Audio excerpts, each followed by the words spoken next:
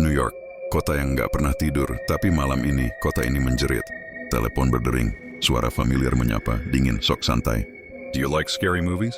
Ghostface kembali, lebih cerdas, lebih brutal. Dan kali ini, dia main di kandangnya sendiri. Sam dan Tara mencoba hidup normal, tapi masa lalu nggak mau melepas. Pembunuhan terjadi di tengah keramaian, di apartemen, di kereta bawah tanah.